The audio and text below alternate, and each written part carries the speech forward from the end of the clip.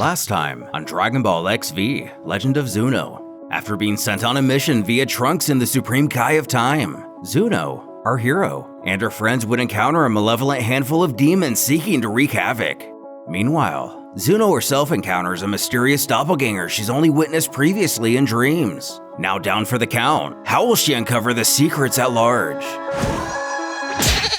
A voice calls out. Whoa, what? Hey, are you okay? Are you dead? Oh God, you're dead. As Zuno opens her eyes, the person is happy to see she was wrong and asks if she's okay. As our hero tries to get her bearings on what's going on, it appears we've jumped back in time a bit when Zuno was on the Galactic Patrol. Sitting up, she groans she took one heck of a fall. The girl then panically shouts she literally fell from the sky. How is she even able to move right now, and where did she come from? What are you talking about? Though not in the mood for this kind of energy, leading the ginger-faced stranger to believe she might have brain damage, which the Saiyan objects to, and she was just on a mission with her partner.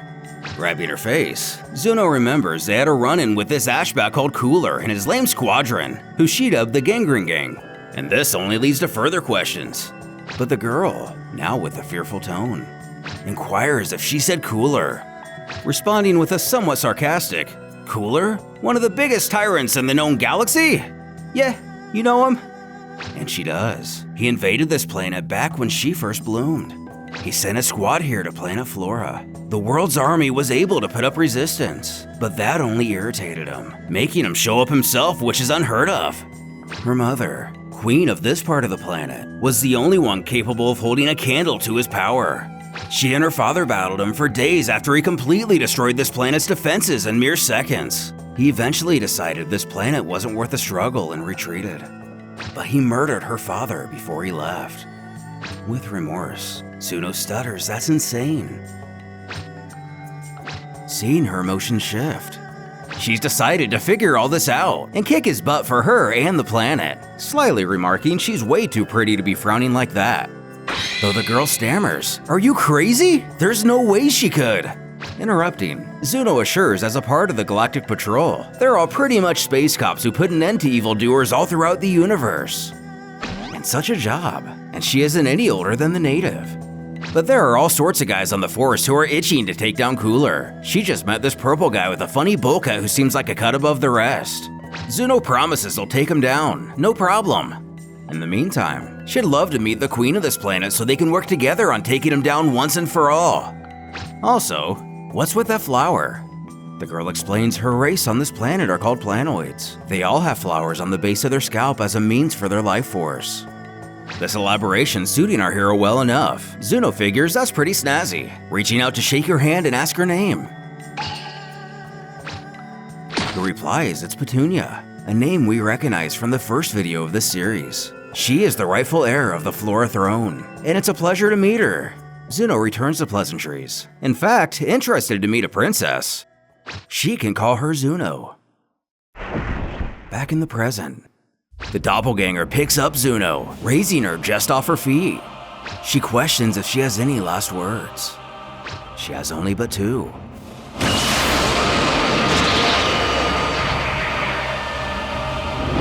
Final flash! Hitting her point blank, the villain is sent soaring away. This being the homeworld of her partner, she thanks Petunia for all the memories they shared here, but she doesn't know if she'll be able to save it or herself. One thing is obvious though, this last-ditch effort is going to hurt. But if she doesn't do this, who will?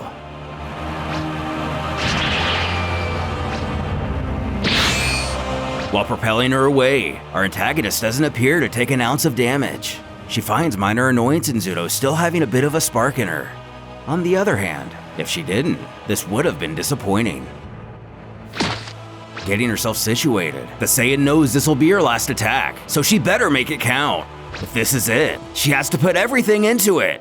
As she thinks back a bit, we're introduced to a new face who tells her she's getting better at holding her latest transformation, but using a certain technique with it can cause strain on her body beyond belief. As a last resort, this is one of the most effective attacks, but it could kill her if not mastered completely. But either way, self-inflicted damage will be inevitable. However, If Zuno masters it, she wants to know if she could push her own power beyond her limits again. And essentially, it's perfect for a warrior like Zuno who hasn't yet learned to become a Super Saiyan 4 or tap into God Ki. Glancing up from her book, Petunia states she's not really down with the whole furry aesthetic. Zuno jokes she knows the eyebrow thing took a while to get used to, so she'll hold off on another big change for now. When, presumably her mentor, wants to see her go full power. Snapping back, she figures here goes nothing. As her adversary appears to scoff, all things considered, that last blast was pretty neat. She'll definitely need to borrow that sometime. Powering up, it's been so long since Zuno let her ki run wild. Mocking, all things considered, this is getting her fired up. Though the villain couldn't be more delighted.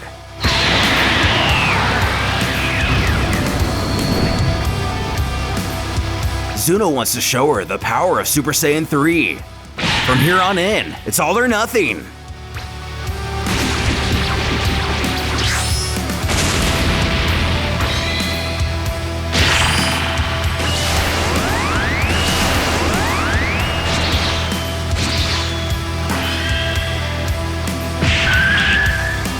While much more powerful, she's still too slow even in this form.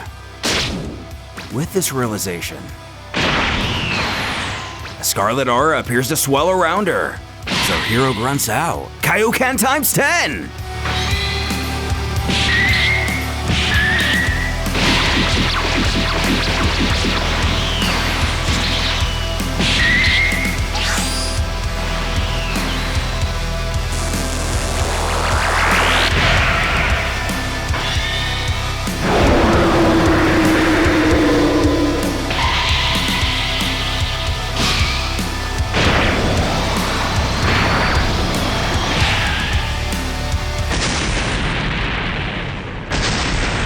Using the Giga Dragon Fist. It still doesn't prove enough to take out her opponent, though she admits it actually did sting a little, though it looks like it did more harm than good for Zuno.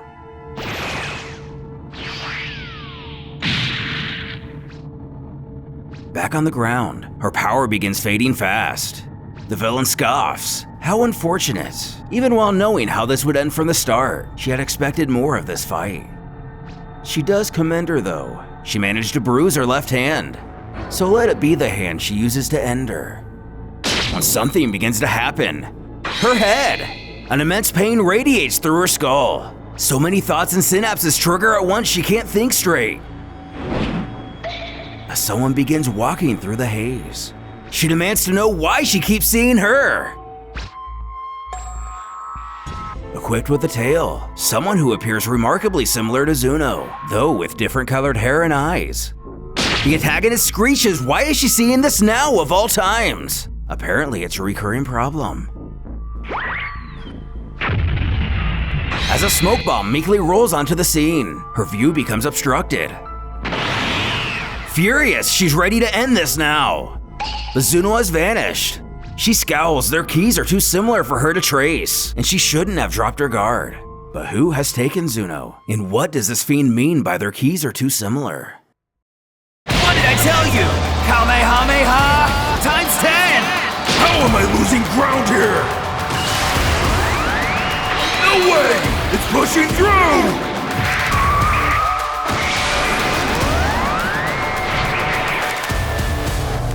Back with Aikon, the demon Bell is presumably defeated. The former Moax, he told him that he was gonna blow him away. But something isn't right. He knew he himself was losing energy through the fight. That couldn't have been his opponent's ability. He can barely sense any ki. The closest to his own feels like pitch, and she doesn't seem to be fighting, but is still dropping nonetheless. And Zuno, she's nowhere to be found. It'd be best if they all regrouped and stuck together. With pitch, Callie told her that without that seed powering the planet, mentioned in the previous video of this series, the planet will try to consume whatever surrounding energy it possibly can to stay alive. And such the case, this includes them as well. And without them staying here, it won't have anything left to absorb. But that leaves Pitch to ask, what happens when it completely drains the two of them?